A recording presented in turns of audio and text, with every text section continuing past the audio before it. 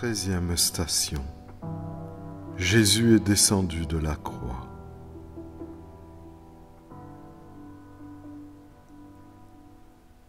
À la vue de ce qui s'était passé, le centurion rendait gloire à Dieu.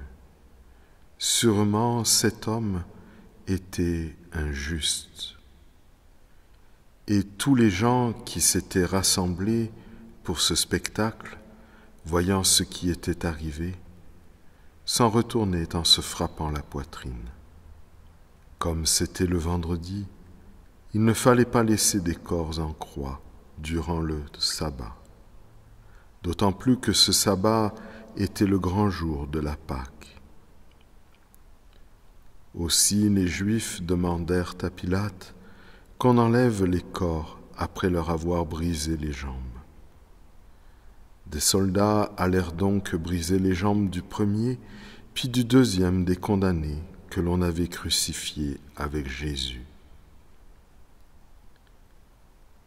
Après cela, Joseph d'Arimathie, qui était disciple de Jésus, mais en secret, par peur des Juifs, demanda à Pilate de pouvoir enlever le corps de Jésus. Et Pilate le permit. Joseph vint donc enlever le corps de Jésus. Nicodème, celui qui la première fois était venu trouver Jésus pendant la nuit, vint lui aussi. Il apportait un mélange de myrrhe et d'aloès, pesant environ 100 livres.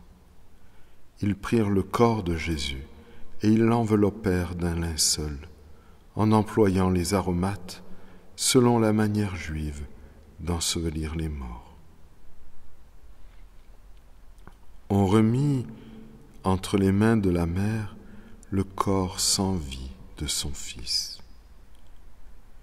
Les évangiles ne disent pas ce qu'elle a éprouvé en cet instant. C'est comme si les évangélistes, par ce silence, voulaient respecter sa douleur, ses sentiments et ses souvenirs.